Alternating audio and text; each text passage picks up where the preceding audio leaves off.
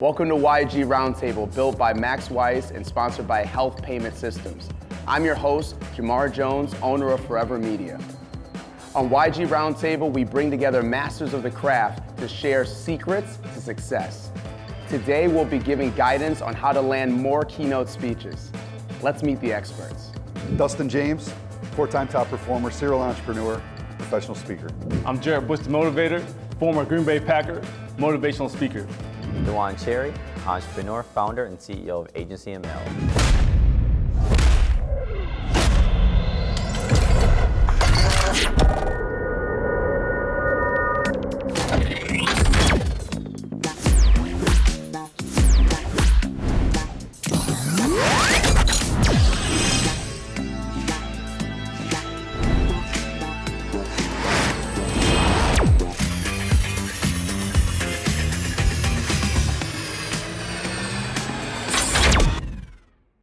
Max Weiss is a company that does it right the first time. A company that sets the curve in excellence. Rolled, curved, formed, forged, fabricated. A company that delivers on time.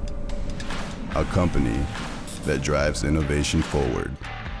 A company that has satisfied customers for over 75 years. Anything metal, Max Weiss Company. Call or visit us online to learn more about Max Weiss Company. For more than 80% of families, today's medical billing practices are confusing. At HPS, our goal is to improve the healthcare experience for the patient by making medical bill payments less stressful. In Wisconsin, that's all made possible by our comprehensive independent healthcare provider network. We simplify billing and lower costs for everyone involved in healthcare and offer various ways for individuals to pay without breaking the bank. All right, so I just want to dive right into it. Here to really learn about keynote speaking, how to get more engagements, and I really want to we got a really good brain trust right here as far as that we can pick and be able to learn from each other. Dustin, you drove up here, so I really want to get a really good sense on how did you get started just in this speaking world. I feel like everybody kind of starts in a different way. Yep. How did you get started? Well, my background, I've got multiple businesses, serial entrepreneur, and 11 years ago, our graduation business. So we do a lot of caps and gowns graduation products. We've got a territory up and down the Mississippi River. So I was giving presentations to high school seniors. So when I first got in the business, my company gives me this beautiful PowerPoint presentation, and you stand in a gym, and my very first meeting, very honest, true story, 350 seniors in a gym. I have a bad microphone with a PowerPoint presentation. And I tried to speak, and the students got loud. I got louder, then they got louder than me, and all of a sudden, it was a debacle, to be real honest. And when I got home that night, I wrote literally in my journal, like 350 seniors ate you up for lunch. You need to be entertaining, you need to be engaging, you need to tell stories. And ever since that day, I've just kind of made every presentation a little bit customized, a little bit tailored to your crowd, big, small. And from there, it went from giving graduation presentations to doing faculty in-service days to then working with student council, FFA, and then that grew into the corporate lane. And now, I've been very blessed to speak to over 500,000 people. So whether it's a big stage or a small stage, you always need to know where your feet are. Focus on that because you don't know who's listening or what they're going to take from your story. Because you can give the same presentation 100 times to the same people, and it might be that one thing that just is an aha moment. It just clicks, that right? motivation or inspiration. Yeah. That's probably the greatest reward of being a speaker is the emails you get when you follow up, or you get done and somebody's like, wow, that really just was an aha moment, or I could relate to that, or I didn't know I was the only one doing that. Because our DNAs are different. We all perceive things and learn things differently, and it's been a fun journey. I absolutely love it. I get to meet a lot of great people, young, old corporations, and it's been a fun journey, and it's crazy because we're not anywhere near the end of the journey. So. Yeah. Did you ever think you would be a speaker? Not at all. Not at all. I feel like that's most speakers. Yeah. It was growing up. School was hard. I was one of those. I was always the youngest kid in my class. I was October baby. School was major conformity. Like I just didn't like tight spaces. It was a struggle. I had no confidence in the schools. Somehow I got a master's degree, but as I got older, just kind of developed myself, kind of found myself a little bit more, found where I needed confidence. And it's just, it's those connection moments because people, People need help with confidence. They need help with mindset. Some people just life experiences. We all have them. Yeah, we all yeah, have for sure. unbelievable life experiences, and it's that opportunity. We all to got a share story that. to share. We do, and it's that when you hit those connection points with people, that's when it's the most rewarding, regardless of what we get paid. Those are the true. That's why I do what I do. Yeah, excellent. And speaking of stories, Jarrett, you've kind of came from a different side where you've got some major accomplishments that you've been able to tackle and overcome those challenges. But what really got you into speaking and telling your story? Like, why did you become a motivational speaker? I think one of the biggest things why I became a motivational speaker, I think just because the people that you get to impact. I think a lot of people struggle, like just kind of piggybacking off what Dustin said, a lot of people struggle, and I feel like, especially as an NFL player, they tend to put you on this pedestal. And I think my job is to kind of just walk off that pedestal and understand, kind of relate to people like, hey, I was in your same position at one point. I was that kid that desired this goal that seemed unattainable at one point. And I'm here to tell you that it is attainable, you can achieve it. And I think that's just, I feel like I'm the testimonial. You know what I'm saying? I think that in keeping that self-belief in yourself, because I feel like a lot of people get disheartened, they get discouraged, or they run into some hardship, and it really kind of gets them stuck. And so I think I just kind of just give them that little nudge, like, hey man, just keep going, man. Keep that momentum going, and just keep taking those action steps towards those goals. And I think that continues to develop that motivation, that will soon to get you to those goals. And I think that's what I did. I can tell you numerous times where your body's sore from workouts, from the off season, and you have to continuously pick yourself up. And I think a lot of people, right? I feel like a lot of athletes don't share those stories where you're sore and you're beat up. You feel like you just got in a car wreck. You know what I'm saying, from the previous game. And you have to continue to get yourself up, make sure your body's in tip-top shape so you can go on to the next day, the next week, and be able to perform at a high level. And I think that's one of the biggest things that I think you definitely want to share, because it's hard. You're like, oh man, can I do this? Like, can I really do this? Like, do I want to go through this like week in, week out for 4 months straight through training camp, double days, things like that? Where you might get, you might get your bell wrong. You know what I'm saying? You might twist an ankle, your wrist, your knee, something might happen. So, and to be able to get up and find a way to get to, like, sew up your body, tape it up somehow, and get back out there with your brothers. I think it takes a lot of courage. It takes a lot of courage, it takes a lot of self-belief, and a lot of faith, in the sense that everything's gonna work out as long as you just keep showing up and just keep making decisions that's towards your goal. And I think that's one of the biggest messages that I try to send to, whether it's to youth, kids, adults, parents. I think, and I would tell the sales teams, whoever who wants to reach those goals. So I think that's one of the biggest things that's on my heart. Just because I see so many people just fall short of that, or again, it's just that self-belief. They lose that self-belief. They lose it, and it crumbles me. You know what I'm saying? Because, why let something so little kind of just lose, like, just derail you almost, diffuse that flame that you once had. Yeah. You know what I'm saying? Like, why let something so small, a coach, a teacher, somebody that just gave you an opinion that you feel like is a reality when it's really not. Right. You know what I'm saying? So just because someone gives you an opinion doesn't mean it's reality. And so and there's going to be doubters. And for me, I feel like I fueled off those doubters. I fueled off them, man. I wore a chip on my shoulder so big because I knew I was like, okay, you're gonna tell me that I'm not. I'm gonna show you why I am. You know what I'm saying? Exactly. So I think that was what, again, fueled me to kind of be a motivational speaker, and to tell people, man, like, you can do it, man. You just gotta be hungry for it and keep that self-belief. Yeah, for sure. I like what you said, that people don't get to see a lot of the behind the scenes, the grit, the determination, what it really takes to overcome those challenges. And people don't talk about it, especially with social media and things like that. It's a highlight reel. That's all you're seeing is a freaking highlight reel. And I think people need to share those challenges, and that's where speakers really give a lot too. And so, DJ, I want to talk to me about that transition from, like, your first speaking presentation maybe to your most recent. What was, talk to me maybe about some of the challenges that you faced in that one, and then what you overcame to get to that last one. Absolutely. I think it was just letting go of the fear and anxiety of it all, honestly.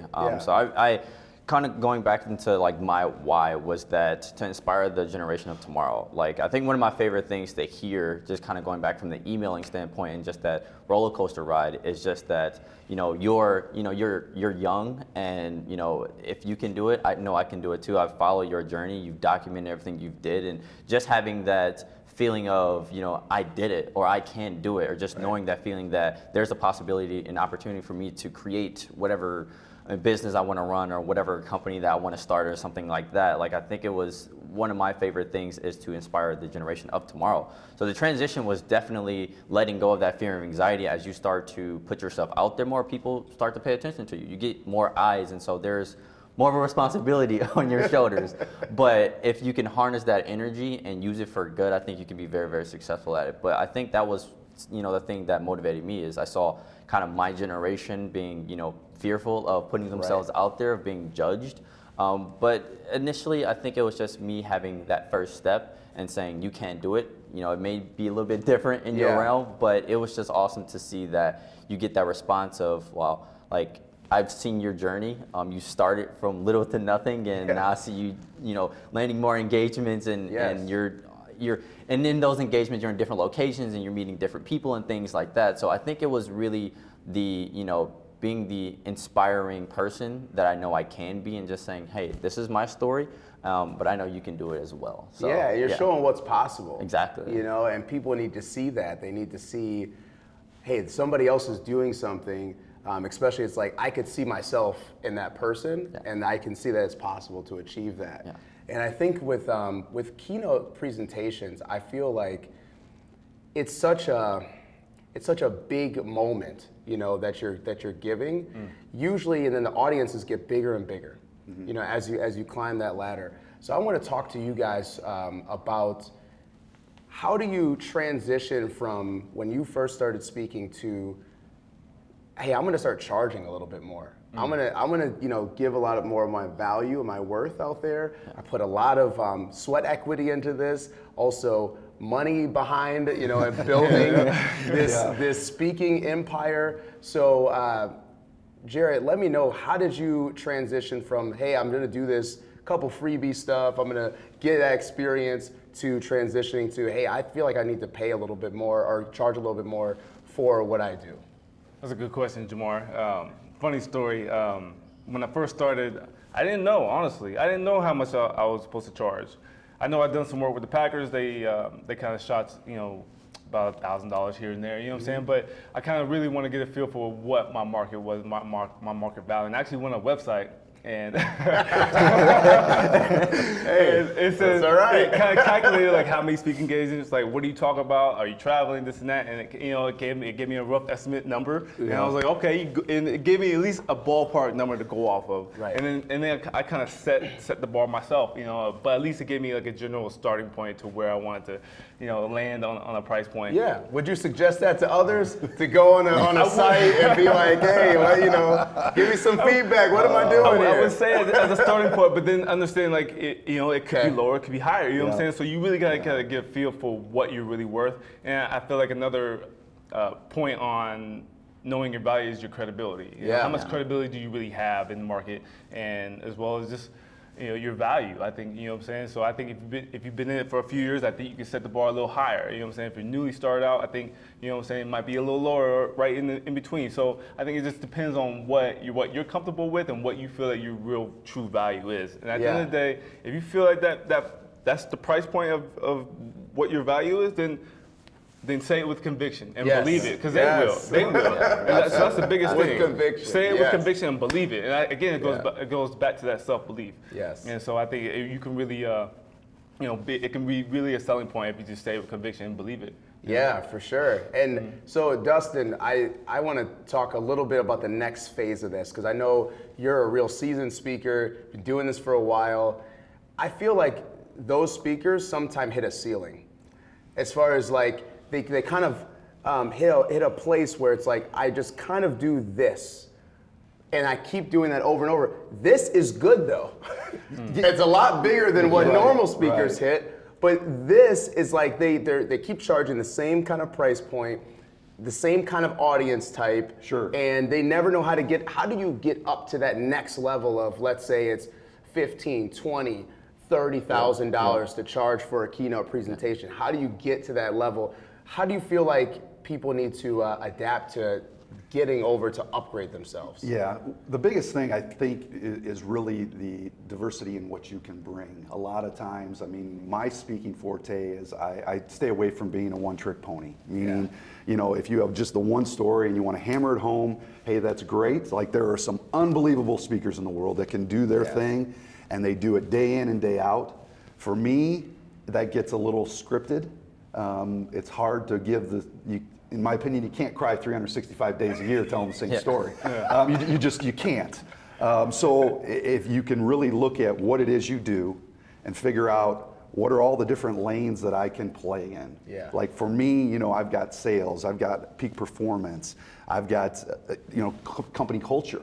You know, there's a lot of movement in there to where you can use multiple keynotes. I'm sure your material is probably 50 to 60%, maybe even more, the same. But how do I really do my homework? How do I elevate that? How do I tap into new markets? You know, there's organizations like SHRM where you've got HR representatives and they're doing professional development monthly, maybe even weekly in their organization. They have local chapters. They've got state conventions, national conventions. Then you can also flip the side of how do I help a sales team develop? How do I get through the daily grind? How do I get through, you know, what he had just mentioned? You know, life can be hard. Like it can be. It is not. You know, everybody wants the cherry on top, and hey, that's great, the big stages and the big screens. But you have to start somewhere. And when you're willing to really critique, you know, football is a great example. Film session after every game. You know, there's the preparation. I mean, I've got my camera going. We've got cameras here. I'll be watching film breakdown. How do I get better? Because I never want to hit a plateau. I never want to hit a ceiling. How can I get better? Because I want to be the best speaker in the world. And that's my honest heart. I want to impact as many people as I possibly can and find as many lanes. And some of us can get complacent. You know, hey, I make a good living, or I'm doing all right. But you know, I've got that DNA where there's just that itch to want to do more, to want to impact more. For sure. And I don't want to tell the same story. You know, I've made a list of all the stories that I can adapt in my lifetime. I've got over 250 creative stories. 250. Like I go all the way back to when I was a kid. Like I write stuff down. Like if somebody says, "Well, do you have something on you know, adversity?" Okay, I got 30 of them. Where do we want to go? Where do you want to narrow it down to? Because it's important, and I think we get, you know, I don't want to be boring. I don't want to be ordinary. I want to be different. I want to connect with the person in the back row that you don't think is listening to you, that comes up to you. And it's fun to tailor that a little bit and be different. You know, I think that's the biggest thing. I think people just get comfortable. You know, and that's, I can make a good living, I can travel the world and make a good living, you know? I want to travel the world, be excited every day, have new stories. That's what I want. So, I mean, everybody attacks it differently. You know, like I said, there's great speakers that have their program and their, you know, you can call it their shtick, you can call it their content, but they just want to run right there, and that's what they want to do. You know, I like to be different, and I think that's what makes, you know, my style a little bit more unique. And I think, especially in today's world, how fast things change. Oh yeah, for sure. You know, whether it's technology, whether it's culture, whether it's COVID, work from home, we're going back. I mean, if you're not prepared to adapt a little bit, that's where you're going to kind of hit that ceiling. And I mean, you know, we all have to be flexible on our pricing. I mean, let's be real. I know what I'm worth. You know, but if somebody's not willing to pay that day, then I'm not worth that day. But it does. It's fun. I mean, it really is. And just to bottle that up is that you're saying treat your speaking like a business. Without a doubt. You know, once you get really good at selling that one product, so let's say like that one story, right? You got to diversify, and then you got to add some more SKUs. You got to add some more products, some more things to the table to bring that, so that way you have a ton of value that you can keep adding.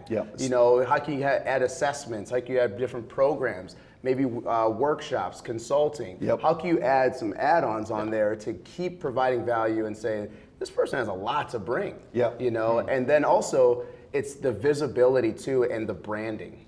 You know, I feel like the branding aspect of yourself. So making sure that your website's good, making sure that you have great video content, making sure that you brand yourself in a certain way that when somebody finds you on social or on your website or hears from you from a flyer or a referral email, they click on something, it just blows their mind. And you just have to work that more and more, as you get there. So treating it like a true business, I feel like, especially speakers, they kind of fall into this, and then they don't ever really turn that on and say, no, this is a real business that I need to build. Yeah, and every keynote is an opportunity. I mean, especially we've got people out here going to be watching this that are, just wanting to get started. Get as many reps as you possibly can, because you can't just get up and knock it out of the park if you've got a big screen and you got 200, 300, 400 people. It's their national sales conference, and you think you're going to hit a home run. I challenge you. You got to be prepared. You got to get the kinks out, and you got to kind of experiment. I mean, there's a lot of things I did early on that didn't go over so hot. So how do I tweak it? How do I modify it, or do I save it for another topic and bring it in for another opportunity? It really is important that you get those reps, and it's hard because we all want to make a good living, and we've got our price tag. Yes. But what can we do with that from the business side of getting a video testimonial, getting pictures? All of that stuff is important to build your speaking business. Sure. Because you can't just get up and say, I'm worth $10,000. You can say it, but you're probably not going to be booked if you're just, you got to start somewhere, and how can I maximize that opportunity? Because we all start somewhere, and we all start small. The big boys had to start somewhere. They either got paid in coffee cups or traded out donuts, or spoke to students, or worked with a coach to do a favor. We all get our start, but it's important because it's remarkable how far you can come when you get those reps. Yes. You can grow really fast, really quick if you're doing it every day. If we're doing it once a month, yes, you can do it in front of the mirror, and you can walk around your house or imagine you have a crowd, but things are going to happen. Just keep practicing. Keep practicing. And it's that repetition, and that's every keynote, big or small. It's important to get to get for them sure. in. And speaking of reps, how do you, DJ? How do you get more speaking engagements? So how do you put those reps in as far as what are your tactics, if you could share with us, on how you're getting more engagements, from referrals? Is it emails? Is it I'm just tapping my network? How are you getting speaking engagements today? Absolutely. Video content. It's short and simple. We don't need the fanciest cameras. We all have iPhones, even Androids. So the more content that you put out on your social media, people do pay attention to that. If you're saying something important, then someone out there, one of your listeners, are going to pay attention to that and say, hey, I think you may have some great insight to our next event. I'm not sure what you charge, or maybe it is a free opportunity. Take that free opportunity and use it to your benefit, and then maximize on as you talked about as well too. So pour out more video content. You don't need the fanciest production. All you really need is a will to say, I want more eyes to be focused on the specific topic that I'm bringing, or I just want to talk about something important that everyone I feel needs to listen to. So it just starts as simple as video content. Be more consistent. Obviously that helps the branding side of things, of people knowing who you are, what you do, and what message you're trying to pour out in front of whether if it's diverse audience or if it's a specific group of people you want to talk to. But it's just simply as video content. Yeah, where are you posting that video content? Where are you? Everything. Okay. Use all your platforms: Twitter, Facebook, LinkedIn, Instagram. It's all social. Each platform has different, age demographic, different ethnicities that people use. But majority of the time, if you have the ability to impact a wide range of people, then use all of your social media. And now you come from the marketing world, so I know people. They always ask me all the time, how often should I post? How you say video content. How much video content is that? How long should the videos be? Is there any little thing that you can give people as far as how often are you posting? How are you doing that to really get that engagement and visibility? To keep it simple, 3 times a week, Mondays, Wednesdays, and Friday, it keeps it consistent, and it doesn't have to be anything longer than a minute. I think A lot of people, when they start doing video content, they have a bunch of questions and their thoughts kind of take over. Okay, how am I supposed to do things? I don't like the video. I want to restart the take and things like that. One, finish the take. Doesn't matter how ugly it is, finish the take. But you're gonna see a huge improvement on your self-confidence and your ability to deliver, and it's just gonna help you. It's gonna help you a lot, honestly. So it's just 3 times a day, Mondays, Wednesdays, and Friday. Okay. Just for consistency, and I would say no longer than a minute. Keep it short. Yeah, and that's putting the reps in, right? You're practicing right there, right in front of the camera. And you can critique it, and that's the biggest thing is how do I just get better? How my perception is a big part of this business. Yes. He uses a lot of the social media. I use more of, I've got my one pager. It's got all my information, all the topics I can speak on. It's got logos of companies I've worked with. I'm a big emailer, I'm a big phone call, I'm a big cold caller. I'll literally, if I got my business card and I'm in a town, like if I'm speaking in a town, I'm trying to set up a lunch appointment with another meeting planner while I'm in that town. Maybe even inviting them if I can negotiate with my speaking deal to bring one guest who might be a meeting planner. To get more gigs, you just have to be everywhere, and it's hard. Yeah. You can get that through social media, you can get that through emails, you can get that through referrals.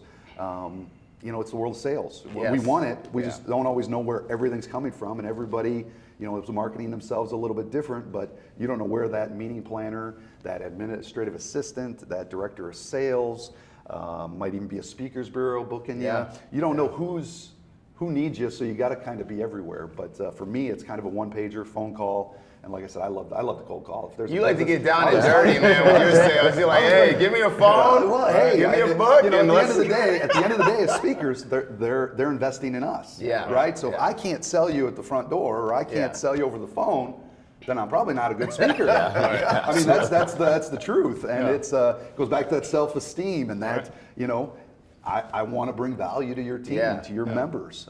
So it's from my side, I would say everything. I mean, I post as much as I can. I'm doing emails, making phone calls, referrals, trying to get testimonials. I mean, any speaking, keynote, gig, whatever you want to call it, anything you do, you should be asking them, hey, do you have 3 people that you could refer to me?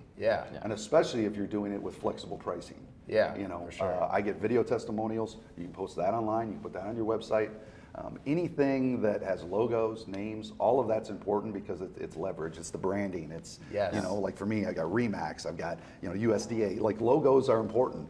And when you can put those on there, people might identify that. You build that portfolio. That's exactly it. So I would always encourage people try to be everywhere, and it's not that exhausting. It can be overwhelming, but it's a matter of do you want to do this as a hobby, or do you want to do it for a profession? And there's a big difference between speakers that want to just kind of do the occasional speaking gig versus those of us that take it serious. This is what I want to do for a living. This is my lane. This is in order to be the best, I gotta watch the best. I gotta critique myself.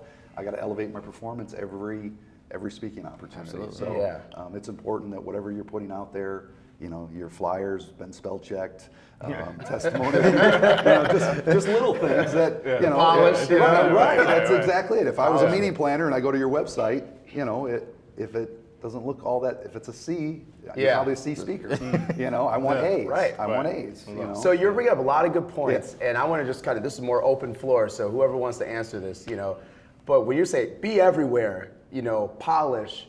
How much should you spend and reinvest into yourself on the business on the marketing side?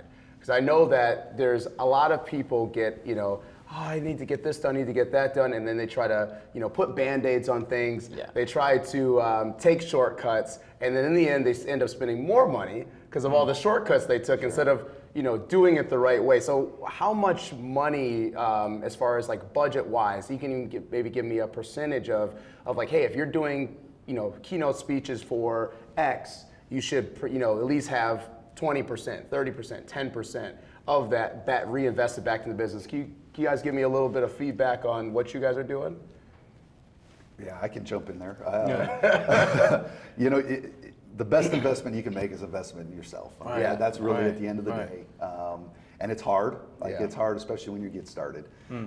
It's important to have a website. It doesn't need to be this elaborate you know, $20,000, it doesn't even need to be a $10,000. I mean, there's Wix, you can build websites. You just need something that has what it is you do. You need a picture of who you are.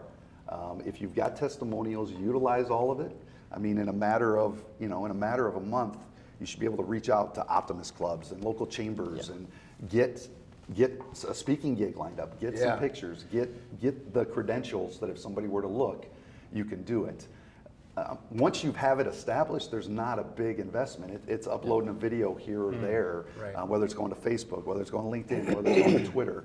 So, you know, I mean, you're really talking a couple $1,000, and you can probably have something that I would consider quality. You know, it may now you're saying when you're starting, right? Right. When you're And starting, you can, and in today's world, I mean, we've got a lot of people who are tech savvy. I mean, if you can build your own website, kudos to you. Like, I mean, kudos to you. I mean, that's the best way to do it. I mean, I love to be efficient, especially financially. But you know, you need to be able to be found. And that's the biggest thing. And if somebody can't find you, why are they going to book you? You know? I agree. Just being visible. Yes. I think and I think you touched on this, a couple $1,000s. I think really get your website, and as well as maybe just getting into a group of other speakers. I know what my investment was the NSA program. That really kind of just gets you in the realm of other speakers that are trying to get their business or have their business already established and are, you know what I'm saying, they're going hitting all cylinders. And I think that's really important to just kind of like what we're doing now. We're all putting our heads together and being a collaborative effort of like, how can we be better, as well as some of the audience. I think it's really important. Again, this touch base again, just man, the best investment you can put on any business is to invest in yourself. And I think that's huge, whether it's education, talking to other speakers, maybe just find a group. It's huge. It's huge and it's monumental. It's only going to just keep you elevated. You know what I'm saying? Just keep improving. Yeah, and you hit on a great point. I mean, that's the speaker community really is pretty awesome. You know, there's not a lot of industries where your competitors, you can call them competitors, are friendly and nice. Are friendly and get along. They want to refer you.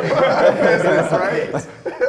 So it is important you find that community, whether that's NSA, whether that's, you know, speakers, finding speaker groups on Facebook or LinkedIn, or just reaching out to somebody who's an established speaker. Like we've all had bumps in the road. You know, am I perfect? Heck no. Like I still learn things every day. Like how did I not know that? You know, you don't know what you don't know. So when you can pick people's brains and put yourself around people that, you know, are doing what you want to do, they've already been through it. And one little thing could drastically change how you look at, you know, your speaking business. All right, if it's a keynote, I mean, you had mentioned earlier, all right, if I did a keynote, how can I follow that up to be, you know, maybe their leadership trainer or do sales training to follow up? I mean, sure, it's nice to get the big stage keynotes. You're in, you've left a great message. Hopefully it was a home run, but there's now a disconnect. You know, if you can build a longer relationship, not only are you helping an organization grow, you're helping the individuals grow. And those connections lead into other connections. And people, as we know, they take one job and go to the next. So, you know, somebody you help in one company might get you 4 or 5 gigs in your lifetime. I mean, let's be real. Like they might be that person. So it's important you surround yourself with people that you see or where you want to be. And you'd be surprised by just simply reaching out. I mean, even the people that book us, you know, reaching out to meeting planners. Hey, I'm in the area. I know it's short notice. Can you do coffee? I've heard that a lot. I've heard that a lot. You know, and and I think that's when you can get really on the personal side. We talk about emotion and we talk about sales. Like when people can see us in our authentic selves and be genuine, and they know what they're investing in, that relationship can move a lot quicker than. You know, all right, you saw my video, here's an email, going back and forth. You know, sometimes you're waiting 3, 4, 5 years for a gig. Like, you know, some of these planners are super organized. Some of them are, I've got an event 1 month out. Can you do it? Can you do it? I think so. Sure. I think I can do it. You know, I think I can make it work. I think I can get there. So, but it's surround yourself with just good people, because there's a lot of them out there. I mean, I've been very blessed to run in some really good circles and meet some really great people. Take advantage of it, because there's a lot of people want to help a lot of people, and there's plenty of slices for all of us in this business. It's funny because it reminded me when I first started out. I started on a platform, and we were talking about this as well. Like, it was called 1 Million Cups, and they literally give you a free opportunity just to not sell, but just talk about your story and what you're trying to create and kind of what's your goal, overall? And so I think I did about 3 or 4 of them. It was one that was in Madison, the other was in Green Bay, the other one was in Chicago. And then the next time that they called me back, it was for the startup week for Wisconsin, Green Bay. It was at like an incubator lab. And so that was the first time I was a part of a panel. I think that was my first paid gig, actually. Yeah. So it wasn't until those first 3 free speaking engagements, and I told myself that I'm going to take advantage of each opportunity. So we talked about that, and then one of my favorite creators, he's in real estate. His name is Ryan Serhant. He goes by these 3 rules: follow up, follow back, follow through. And so when you talk about following up, I always made sure to stay connected and just say, how was your quarter 1, or just how was the kids doing? Just questions that they wouldn't normally be asked. How was family? Happy anniversary, things like that. That really strike them as, oh wow, he actually cares about me. He actually wants to get to know me. So it's building that relationship exactly. But it's just building that relationship and just maximizing on it, and saying that this is really important to me, and just keeping that relationship alive. And I think it would just lead you to more opportunities, and it's definitely taking advantage of That's it. Some and gems maximizing. dropped, man. Always follow up. Always follow up. Absolutely. I think one of the biggest important things, to kind of in the gist of what you guys say, you're showing interest in someone that is in business with you. You know what I'm saying? Showing interest in other people gets people engaged, and it's like, oh, it's authenticity. You know what I'm saying? I think all in all, right? Right, when you sit down with coffee. And relationships, I want to have a long-term relationship with somebody. I mean, that's really, yes, you may hire me to stand up on a stage and do my thing, but I really want a long-term. I don't, maybe you will bring me back the next year with a different topic, but maybe I'll be in your circle, maybe every 3 to 4 years they're rotating speakers and they bring people back. I mean, it depends on what lane you're running in. There's always opportunities. I mean, event planners, they have their circle. So if you're good with one event planner, they're probably going to help you get into their circle. And you might be running in with a bunch of VP of sales who plan their sales conference. You want to take care of him because he may have other vendors. I mean, this last one I did down in Gatlinburg, Tennessee, it was a large trucking company, but they had their vendors giving workshops. So they had their vendors. So all of a sudden, I was there for 2 days doing the keynote, doing MC, and then doing workshop. Like, I was ingrained getting to meet their people, and it's remarkable how quickly they reached out to want to connect afterwards because you've got to know them on a personal level. Absolutely. And that's really probably that big missing piece that some people forget about. Like, okay, I'm getting paid X amount of dollars to knock it out of the park. I get to go home. Yes, hopefully you got paid good, but if that's all you're doing, you're not doing enough to build that long-term relationship and follow up to see how it goes, whether that's surveys. I always ask meeting planners, event planners, give me a grade. Grade me out. And my feelings, like, I got big boy pants on, give me an honest grade. Like, I want to know, did I hit a home run? Did I exceed your expectation? Right. Because that's what we all want to strive for. So it's just that's good stuff. That's man. what you should strive for. Right. Yes. I don't think everybody wants to strive for. I think that's what you should. Yes. Right? Everybody gives me a hard time because I'll get done with a presentation like, "What'd you get?" I'm like, a B+. They're like, "Oh my God, you was an A+." I'm like, "Yeah, but I could have changed this and this and this." Now they don't know that, but you go through your head, and as you do more of this, it's like the game of football. Once you got to your level, the game slowed down a little bit. You could kind of did your strategy. You could anticipate things. For early on speakers, like, there's a lot going on. Like, I've got crowds, I've got people, I got lights. What do you mean I can't see a crowd? What's my next speech? What's the next line going to the back of my head? And once you do more and more of that, everything kind of slows down, and you can really, be yourself. And that's important. It really is, because that's when people really get to see the best of us. Because there's curveballs. I mean, you're gonna have sound issues. You're gonna have video board issues. You're gonna have somebody's cell phone go off, no matter how many times you tell you turn cell phones off. Turn your cell phone. So you just got to be prepared for all that. But it's One other thing I want to dive into as we're talking about circles. So I have my book coming out. It's Change Your Circle, Change Your Life. And it's coming out in June, and I just wanted to talk about a book. So how important do you guys think it is to have a book as a keynote speaker? I'm working on mine. I know a lot of people have books.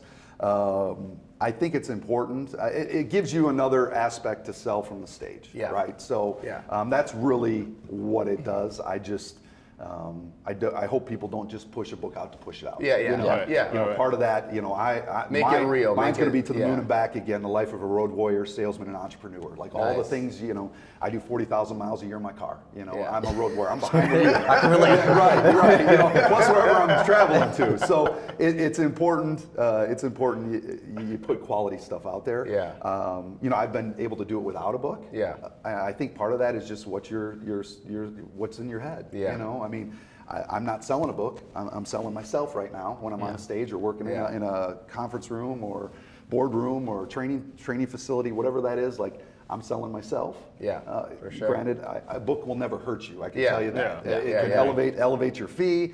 You could sell it on the backside. Yeah. It just allows you to get to a market that can take your information home. Yeah.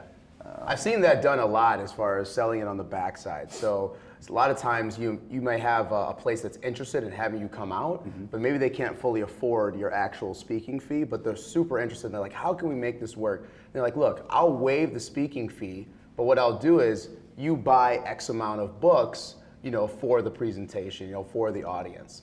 So they walk away with something, and then they use that as an expense. It's not like, hey, I'm just paying you to come out. Now we're receiving something for the audience, and I've seen that used as leverage, you know, so that way you can, you know, another piece to add, like we were talking about, another piece you can add, you know, to the arsenal. I don't think it's something that's, you know, mission critical for a book. You know, like you've been successful, you know, without a book. You guys have been successful without a book that I know of. Please correct me if I'm wrong. You know, if you got something in the works or something that's out. But you know, it's just like another piece, you know, to the puzzle. But I know some people do look at keynote speaking and they look at them and say, well, do they have a book? And they kind of say that, do you meet these requirements, you know, to be a keynote speaker? You know, what is that? So any more thoughts on books or as far as for you guys? Yeah, I think it definitely adds a sense of credibility. You know what I'm saying? Just so that, especially for the audience, even though when you're done speaking, they can go back to the book and like, oh man, I really want more of this energy. And I feel like whatever energy that you put into that keynote speaker, you put in your book as well. So they're able to have more of that and kind of just take in that some of the information, whether some of your stories that maybe you didn't get too detailed in your keynote speaker, but you have more detail in your book. They can still refer back to it, and then they can offer it to other people, right? I feel like a lot of people, right? It's like, what's a book that you're reading? Like, oh, I read this book from Jamar, right? Circle changes. Change your circle, change your life. Right. And so you offer it to other people, right? And I think it's definitely a good way to network that. So I definitely it's a great catapult, you know, for the speaking business. One of my favorite things is so when I had a teacher.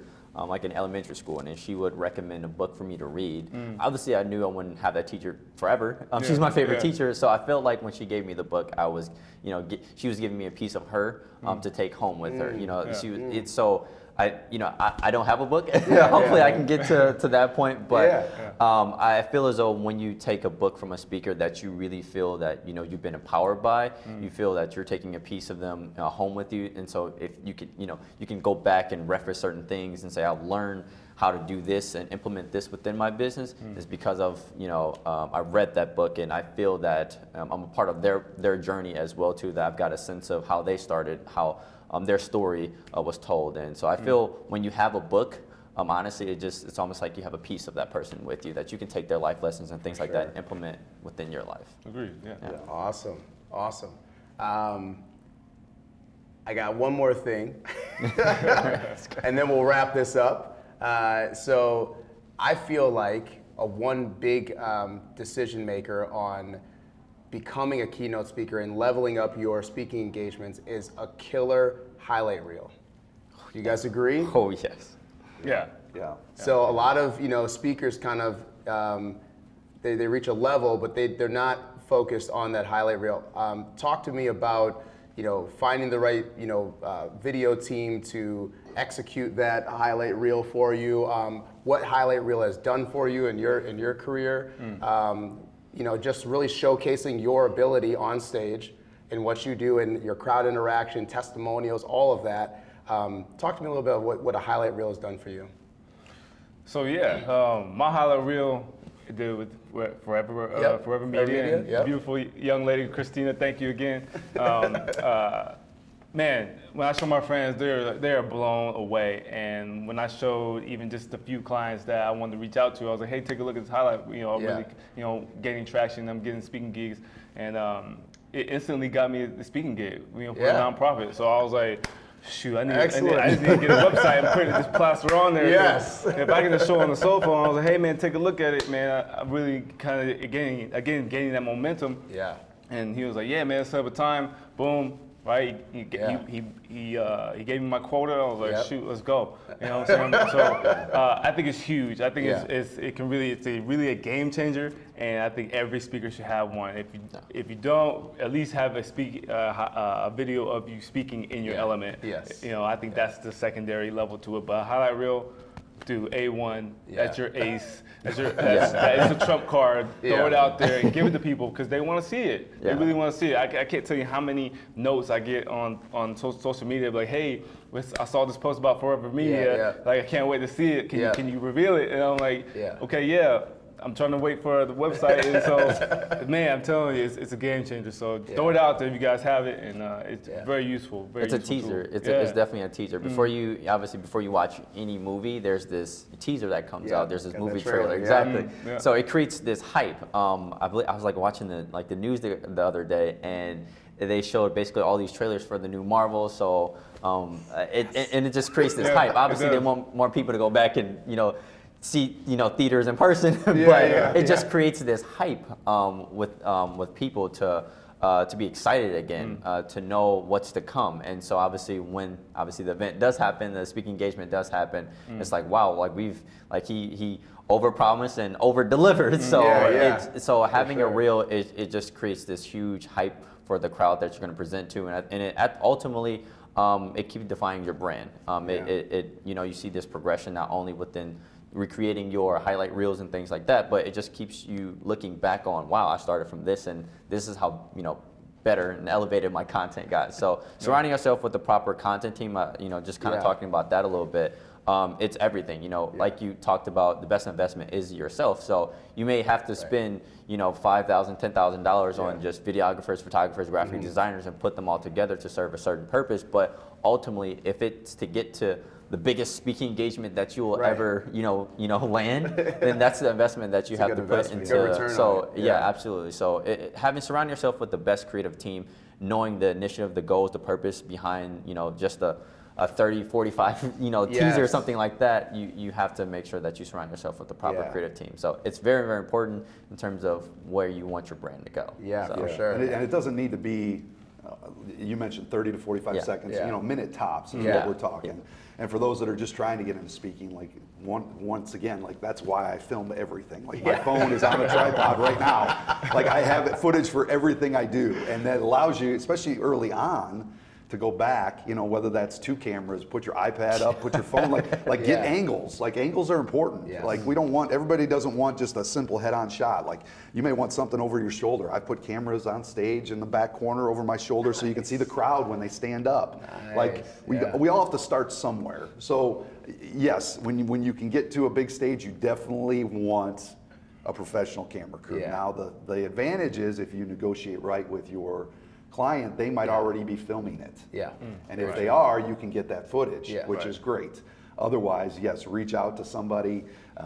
If my team can't go with me or travel, I hire somebody no matter where I go, just so I have the footage, because you don't know what clip and what angle. I mean, the last one I did, we had 5 cameras on me, stationary, 3 stationary, 1 behind, and a mobile. Because I know the couple things that I want for a video. And it's not like you can do a retake, like we're live.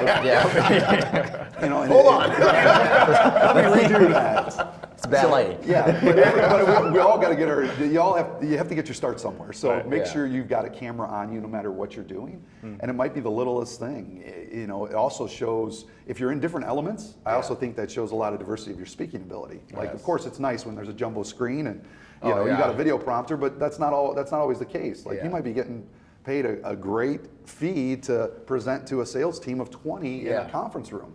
Hey, paid is paid. You don't necessarily need the biggest of stages, but if you can showcase that you have flexibility everywhere, when that planner or that person booking you, he's not just a big stage guy. or a girl. Like he's just they can do stuff in a training room. Well, maybe we can do a 6-week training program with this guy. Yeah. Like, okay, now you've got them thinking differently, and that's why that speaker reel, it's important to show as much as you can in a short amount of time. Yeah. And, for sure. You know, because you want to stay top of mind. Things we've been talking about. When that planner's, I need a speaker. Oh, yeah, he just sent me an email, or I just saw a speaking reel last week, or I saw it on social media. Yeah. You've got to be that top of mind speaker, because although it's a fun community, it's a great community, and yes, there's a lot of slices for everybody. Yeah. You know, Yeah. if you're not the top of mind speaker, you know, it's horrible to be number 2 all the time. Yeah. There's no points for being number 2. For sure. So, for sure. but so yes, take that speaker reel and put something together. Even if it's basic, and then just update it as you can do Keep it. updating. Yep, keep I was just say updating, especially every year, try to come up with something new and fresh, because just what Yeah. DJ had mentioned, you know, once you get more experience, you get more dialed in. Yes. And your voice, your conviction, your confidence, the self-esteem, all Yes. of that changes. It Like, shows, you know, if I look back when I got started, I like, oh my gosh. Hey, what are you doing? It's horrible. Really? That was okay. I'm glad where we are now. You know, but we all have to get through that. So For it's sure. it's important. Yeah, It's, awesome. It's important to grow, right? Yes, to without a continue doubt. to grow, Yep. right? In your profession and master your craft. I think it's really important Master your craft, to nourish it, right? Give it water, give it sunlight. You know what I'm saying? Just like you do a garden, right? You don't just you're gonna put it in deep soil. You don't put it in shallow soil, right? You put it in deep soil so it can grow roots, Yes. right? And so it can build a foundation and grow tall, Yeah, right? for sure. So I think it's really important to kind of dive into your craft. Get messy, get Yep. dirty, get into it, right? So it Yeah, can grow. yeah. So I think it's really important. And I think that one thing just to touch on about being number 2, right? Just finding what you're good at. What are you good yes, at? Yes. And hit that hammer on the head. Yep. Yeah. Like, hit that nail on the head so hard that it radiates, right? And you create that ripple effect, right? Yes. So you're not sitting at number 2. You know what I'm saying? I think it's really important to be number 1. And right, it's always a starting point, but you definitely want to hit that nail on the hammer. With, Yeah, everybody's got big goals and, Right. and dreams, and you know, the quickest way to get what you want is to be the absolute best at what you do. What is it you do? What is it you do? You don't have to do what the guy next door is doing. Right. You don't have to do what your competitor's doing. Whatever it is you do, just be the absolute best at what that is. And that's time, that's investment, that's sacrifice, that's you know, that's picking yourself up, that's bringing positive energy every day, and Right. that's like whatever it is you do, just be the absolute best at it. I think another analogy I like to use is, right, we've got new Popeyes in Green Bay. And all they do is sell chicken. That's all they do. And I'm telling you, there's a line. You know what I'm saying? There's a line of cars, at least a mile. I'm like, almost on the freeway. I'm like, golly, all these people are in line for a chicken sandwich. It's amazing, dude. I was like, wow. Just chicken. It's just chicken, dude. Like, but people love it, right? Because they've mastered it. They've mastered mastered that it, craft. and people love it, right? Yeah. It's all buttery, flaky, soft, and Yeah, right, yeah. all that. Right? You know what I'm saying? So at the same time, right, you bring it back to speaking, like, do what you do, Yeah. and have people lined up, you know, to the freeway, lined up, calling you, emailing that. you. You know what I'm saying? But you gotta master it, right? Just like Yes. Popeye, you gotta master it, work at Yeah. it, dive into it, get messy, get dirty, allow it to grow, Yeah. and see it, and just enjoy the journey. Yeah. You know, I think Yeah. everybody's like so high. We all want goals, Yeah.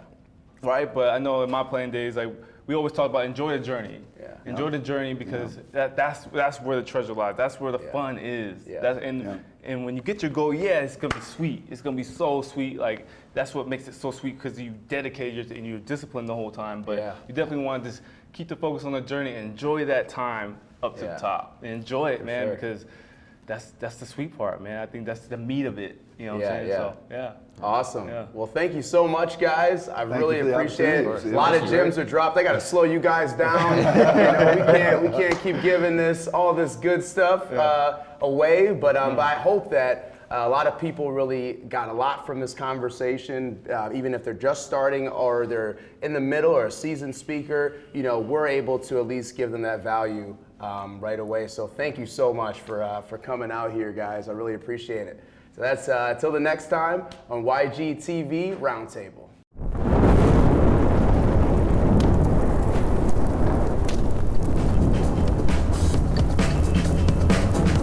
An unbelievable conversation was had here today. Thanks again to Dujuan Cherry, Dustin James, and Jarrett Bush for their time and knowledge. I'm positive that you have a better idea now of how to land a keynote speech. If you've enjoyed this episode or have an idea on a future episode, make sure to leave a comment below and subscribe to our YouTube channel. You can also follow Young Guns on social media and listen to our shows wherever you can listen to podcasts. Thanks so much for tuning in. And once again, I'm Jamar Jones, owner of Forever Media. We'll see you next time.